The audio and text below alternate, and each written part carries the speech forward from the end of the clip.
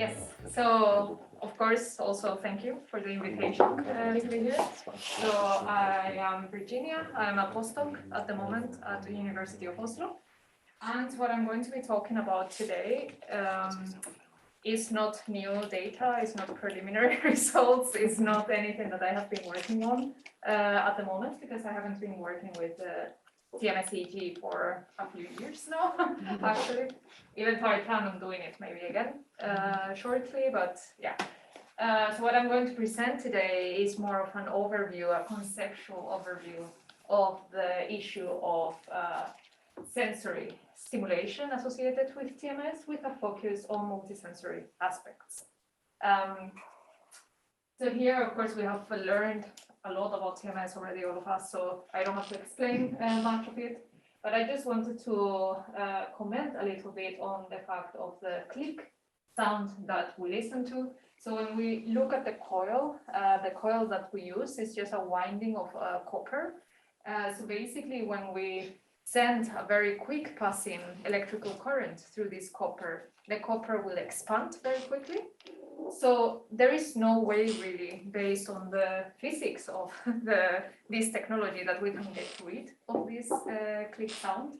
It's just the material itself very quickly expanding. And then the stronger the current is, then the louder this noise is going to get.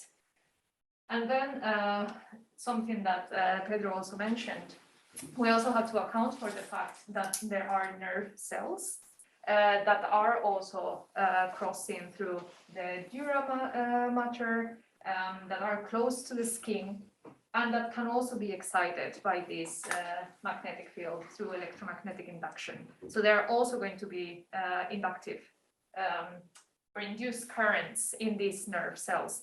Even if you are on the Galea area, where it's just connecting tissue, you are going to have an effect on these nerve cells that are underneath that area. And then, of course, the closer you come to a muscle, then you're also going to have muscle activation, and you are going to have potentially also cranial nerve engagement that will then result in twitches or moving on the tip of the nose or things like those. And traditionally, this has been understood as well, the auditory aspect of TMS and the somatosensory aspect of TMS. Here, I just wanted to show this video to show in practice how it looks like, in case someone hasn't seen it. And I hope it's connecting. Okay, but there is no sound. No, sorry. But you can probably see when the TMS pulse is being sent because of his facial reaction. So he was having like a little bit of a blink. It's still there. So yeah, basically that's. And then a very loud click sound. And maybe if you are old enough, you may recognize Vincent Walsh. They're stimulating, and if not, no worries. Okay, so it's not passing to the next slide. Just 1 second. Now it should be. No. Okay, well then I just. Yeah. And then I just wanted to point you to this study. I think the year has disappeared, but it's from 2018, where what they did was to assess the strength of these twitches perceived by the participants and changes in reaction time due to the TMS pulse. And they could see that there was a strong similarity in the spatial pattern of where the TMS would induce the strongest twitches and where the TMS would have the major impact in reaction time. So this could point to the fact that even behavioral effects that we see from TMS may not only be necessarily linked to the cortical stimulation, but also to the somatosensory and auditory stimulation and the effect that it has on the participants. So this is just to highlight that sensory and in turn multisensory stimulation during TMS is not exactly trivial, even when we consider TMS alone outside of TMS-EEG. When we take into consideration TMS-EEG, then things get even more complicated, right?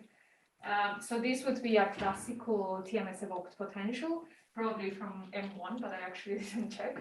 But you basically see a few components there with different latencies, highly reproducible. However, when we look at somatosensory evoked potentials, particularly of the facial area or of the head, and we look at auditory evoked potentials, we can see that they tend to look quite similar. So there are some latencies and some components that occur around the same time, that have the same polarity, that have the same direction, and they can start already like around, as I mentioned, 30 milliseconds, 20, 30 milliseconds, 50 milliseconds, 100 milliseconds, 200 milliseconds, which is very similar to what we see in the TMS evoked potential. So then this comes or makes us question, how can we disentangle these things? It could be perfectly understandable, and yeah, it makes a lot of sense that there are also cortical effects that are happening around the same times. So here, this is not to say, well, everything about the TEP is sensory, but it's more to point out the challenge of how to disentangle these effects when they are happening at the same time. They are basically superimposed on each other, and it's very hard to make the call of what part of that component is going to be cortical and which part of it is going to be sensory. It's based on this, and this was a motivation for our study in 2018, 2019, doing a so-called realistic sham. In here, we used electrical continuous stimulation to reproduce the somatosensory aspect of TMS. And then we delivered the auditory stimulation by using the same coil that we were using for active real TMS, just distanced from the scalp by about 3.6 centimeters, but still connected to this plastic handle to try to preserve as much as possible the bone conduction aspect of it. And then we used two different hotspots in the frontal area and in the parietal area. And we did this individually matched for each participant, so that the overall sensation, the loudness of the click, and the perception on the skin was as similar as possible to real TMS. And in here, Pedro also showed briefly what we found. I won't go into the details of this, but what we found is that they seem to be quite similar. So this one here in red is sham, and these two are two active TMS conditions, just in different coil orientations.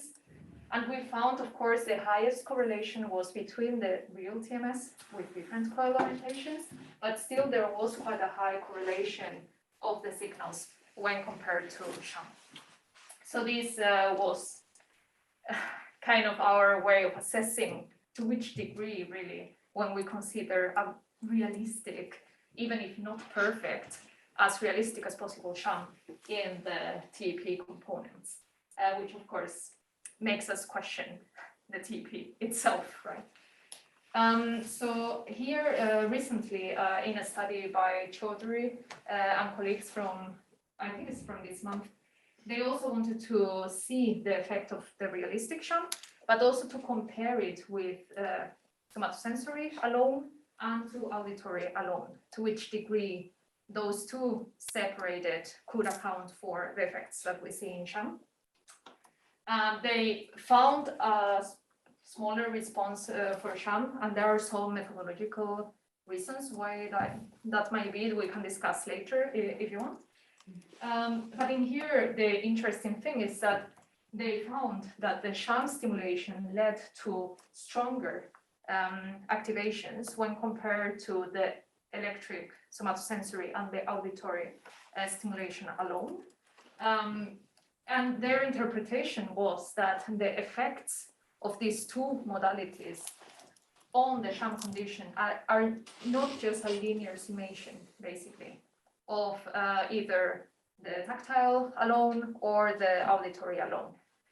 And this is, of course, interesting when considering TMS EEG as a whole, but when we consider the research done on multisensory stimulation with EEG outside of TMS EEG, this comes as no surprise, because it was already shown in 2000 by the group of Johan Foxe. And in here, what they showed was that when you take auditory stimulation and somatosensory stimulation alone and you just sum them, and you compare that with multisensory somato-auditory stimulation, these two evoked responses are not comparable. They're not the same. And what they basically showed was that this difference from multisensory stimulation to unisensory stimulation is already happening quite early on. So from 50 milliseconds onwards, which is interestingly also the time point when we start finding the closest resemblance between sham and the TEP from real TMS. So in here, what they were assuming was that this multisensory integration of signals is happening early on, is not a late cognitive process, which was understood to be until then. And it also happens not just in so-called association areas, like for instance in parietal areas, but it happens in areas that are classically understood to be unisensory, like the primary and secondary somatosensory cortex and the auditory cortex.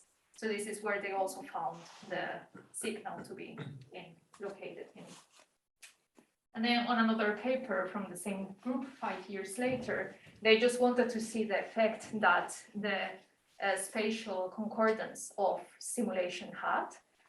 So basically looking at whether stimuli that are aligned in the same hemifield and stimuli that are misaligned had a different effect. But in fact, they found still the same thing for both. So it doesn't matter if it's aligned or misaligned. The fact that it's a multisensory stimulation resulted in a stronger effect. Yeah, and this was particularly relevant for the 150 milliseconds, where the response, evoked response was significantly stronger. And the opposite was true for the 200 to 300 milliseconds, but we won't look too much into that. So this is also just to try to take this message across that the response to multisensory stimulation is not explained by just a linear summation of unisensory stimulation in pairs. The mechanisms of this, or the reasons why this may be, could be related to the connection that exists between the auditory cortex and the primary somatosensory cortex and the secondary somatosensory cortex. This is an example done on mice, and it's quite a recent publication. So this is also just to see that the whole multisensory integration field, it's still trying to understand this, right, outside of the MSEG. But basically, they found that the auditory cortex in mice has quite substantial projections to the primary somatosensory cortex, and that this was laminar specific. So it was particularly at laminar 2 and 3. And interesting for us was that also in this case, where they were using calcium imaging, they found that the calcium response to either tactile stimulation alone, auditory stimulation alone, was weaker than when combining somato-auditory stimulation. So basically the multisensory stimulation leads to a stronger response, and this response was within the primary somatosensory cortex. So it wasn't on association areas, basically. A silver lining can be this other study that showed that conscious perception of the stimuli seems to be important for the evoked response to be generated. This was an intracranial recording, so it's not EEG, but still the point stands that when participants were consciously perceiving, in this case, auditory stimuli, then the evoked response was quite substantial. But when the stimuli was not perceived, at least consciously detected, then either the response was gone or it was substantially smaller. So in here we could think that if we use optimal full noise masking, like in this case of TAP, it may to a great extent reduce the auditory evoked response. But then we also have to consider again that detectability of stimuli has been shown to be higher for multisensory stimulation. than unisensory stimulation. So multisensory stimulation has been related with shorter reaction times, increased detectability of stimuli. So basically, if we just deliver auditory stimulation alone at a low threshold, then the detectability is not as high as when we pair that auditory stimuli with a tactile stimuli. Then the detectability is higher. So just to sum up, I wanted to have a list of sham designs that may not tell the whole story based on what we know from multisensory integration from EEG studies alone. Unimodal somatosensory, unimodal auditory, for instance, the usual coil distance from the skull, because it removes somatosensory stimulation and also doesn't account for this improved detectability from multisensory stimuli. Also, unimodal somatosensory has been done a lot with just stimulation at the wrist. And combined auditory somatosensory with peripheral nerve stimulation, which is also something that has been done. It's important to note that the cortical representation of the somatosensory evoked potential may not be the same for hand versus scalp or face. There is a higher multisensory integration when stimulation is temporally and spatially concordant. So the fact that they are both on the head may also improve detectability and multisensory integration. But still, of course, doing this is better than doing the unimodal versions. Just to round off, there is a need for a thorough assessment of individual sensory perception to multimodal stimulation. So basically just looking at how participants can tell or not if the click is there, if the coil is, for instance, just hovering over their head or next to their ear is not enough, because then that will only account for the auditory stimulation, not for the combination of both.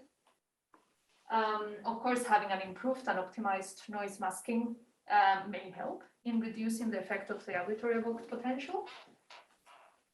And having multisensory sham controls that have the same masking and the same procedures, foam padding and so on and so forth, as done for the active TMS. But as Pedro has shown, this is easier said than done in practice.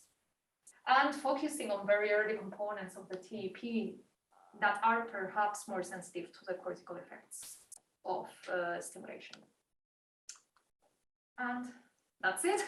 This is just the campus on in Oslo, when the weather is nice, obviously.